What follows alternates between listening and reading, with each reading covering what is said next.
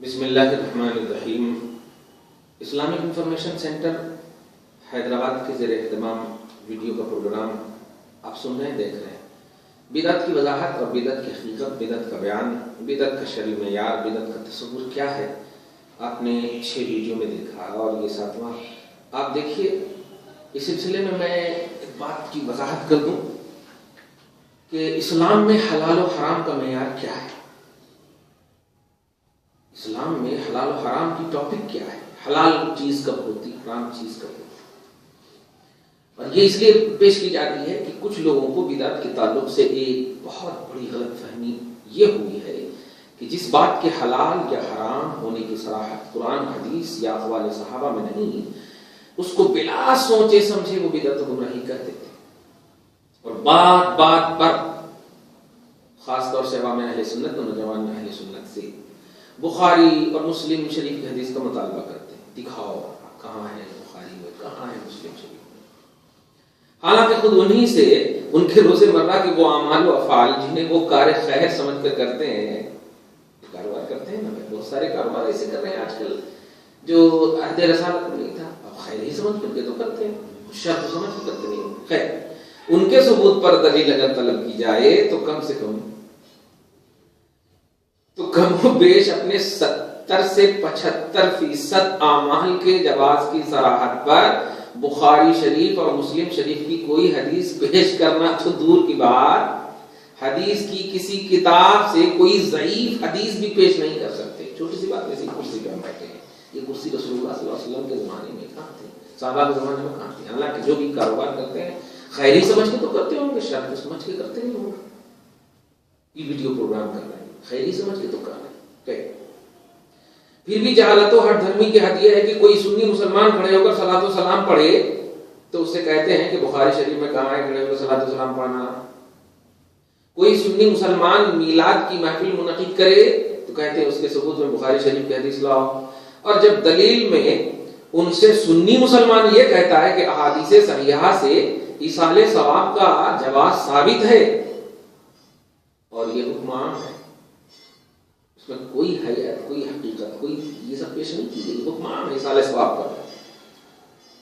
لہذا ہر اس طریقے سے ایصال ثواب کر سکتے ہیں جس سے شریعت نے منع نہیں کیا۔ جب عام ہے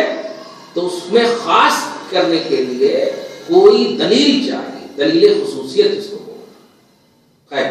قرآن میں نبی پاک صلی اللہ علیہ وسلم پر صلاۃ و سلام پڑھنے کا حکم ہے، سورہ احزاب آیت نمبر 56 میں، اور یہ حکم ہے جس طرح چاہو پڑھو، بیٹھ کر ہو، کھڑے ہو کر ہو، جس طرح چاہو۔ اسی لیے ہم بیٹھ کر بھی پڑھتے ہیں، کھڑے ہو کر کے بھی پڑھتے ہیں، لیکن کسی ایک ہیئت کے ساتھ پڑھنے کو واجب نہیں سمجھتے کہ نہیں اسی طرح پڑھا جائے گا۔ یہ وجہ ہے کہ فجر کی نماز میں بہت سارے لوگ کھڑے ہو کر سلام پڑھتے ہیں، بہت سارے لوگ جاتے ہیں، کوئی نہیں ٹوکتا ان کو، کیونکہ واجب سمجھتے ہی نہیں ہے کہ کسی ہیئت خاص کو پڑھیں گے کسی وقت، وہ جب چاہے جس طرح چاہے، حکم عام ہے۔ ایصال ثواب کا جواز عام ہے، جب چاہو کرو۔ غوث اعظم کے نام سے ہم 11ویں کو ایصال ثواب کرتے ہیں اور 11ویں تاریخ کے علاوہ میں بھی کرتے ہیں۔ دیکھیے نا، حیدرآبادی کی سرزمین پہ آپ لے لیجیے، 11ویں شریف میں فرسٹ ربیع الاخر سے شروع، حالانکہ 11ویں کا نام تو 11ویں یا ایصال ثواب کا نام ہے، کوئی تاریخ کی تعین وغیرہ اس میں ہم وجوب کا قول نہیں کرتے۔ 11 بھی آ گئے تو الحمدللہ، 12 10 جو بھی تاریخ۔ جب اہل سنت والجماعت یہ کہتے ہیں تو کچھ نہ سمجھ لوگ اپنی نادانی اور ہٹ دھرمی سے یہ کہتے ہیں کہ ہم نہیں مانتے، تم قرآن شریف یا بخاری شریف میں یہ لکھا ہوا دکھاؤ کہ 11ویں تاریخ کو غوث اعظم کے نام سے فاتحہ کروانا جائز ہے،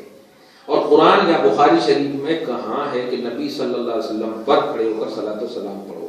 اس طرح کی جہالت اور ہٹ دھرمی کی مثالیں بہت زیادہ ہیں، لہذا مناسب ہے کہ کسی بھی نئی چیز کے حرام یا حلال ہونے کا شرعی قاعدہ بیان کر دیا جائے تاکہ غلط فہمی زائل ہو سکے، ختم ہو سکے، اور عوام اہل سنت والجماعت اہل بدعت فرقوں مثلا وہابیہ، سلفیہ، دیوبندیہ اور غیر مقلدین کے مغالطے اور دھوکے کے شکار نہ ہو۔ بہتر ہوا کہ اسلام میں حلال و حرام کیا ہے اس کا معیار بتا دیا جائے۔ تو سنیے، شریعت اسلامیہ میں حرام وہ چیز ہے جسے اللہ اور اللہ کے رسول نے حرام فرمایا، اور حلال وہ چیز ہے جسے اللہ اور اللہ کے رسول نے حلال فرمایا۔ اور جس چیز کا حرام یا حلال ہونا کتاب اللہ اور سنت رسول اللہ میں مذکور نہ ہو بلکہ کتاب و سنت اس کے ذکر سے خاموش ہو تو وہ مباح ہے، بندوں کو اس کے کرنے کی اجازت ہے، انہیں اختیار۔ حضور صلی اللہ علیہ وسلم سے ایک بار گھی، پنیر اور دوسری کھانے پینے کی چیزوں کے بارے میں پوچھا گیا تو آپ نے فرمایا الحلال ما احل اللہ فی کتابی والحرام ما حرم اللہ فی کتابی وما سکت عنہ فهو مما عفا عنہ۔ جامع الترمذی رقم الحدیث 1726 دارالسلام ایڈیشن، السنن الکبریٰ للبیہقی کتاب الضحایا حدیث نمبر 19722 19723 19724۔ ترجمہ: حلال وہ چیز ہے جسے اللہ تعالیٰ نے اپنی کتاب میں حلال قرار دیا ہے، اور حرام وہ چیز ہے جسے اللہ تعالیٰ نے اپنی کتاب میں حرام قرار دیا ہے، اور جس کے بارے میں اللہ کی کتاب میں کوئی وضاحت نہیں وہ ایسی چیز ہے جس کی اللہ نے چھوٹ دی ہے، چاہو تو کرو چاہو تو نہ کرو، کوئی پابندی نہیں۔ حدیث سنیے، حضرت ابو ثعلبہ الخشنی سے مروی ہے، رسول اللہ صلی اللہ علیہ وسلم نے فرمایا ان اللہ فرض فرائض فلا تضيعوها وحرم حرمات فلا تنتكهوها وحد حدودا فلا تعتدوها وسكت عن اشياء من غير نسيان فلا تبحثوا عنها۔ مشکاة المصابیح حدیث نمبر 197۔ باب الاعتصام بالکتاب والسنة، السنن الکبریٰ للبیہقی، باب من لم یذکر تحریمہ، حدیث نمبر 1975۔ سنن دارقطنی کتاب الاشربہ وغیرہ، حدیث نمبر 4768۔ ترجمہ: بے شک اللہ نے کچھ احکام فرض کیے ہیں انہیں ضائع نہ کرو، اور کچھ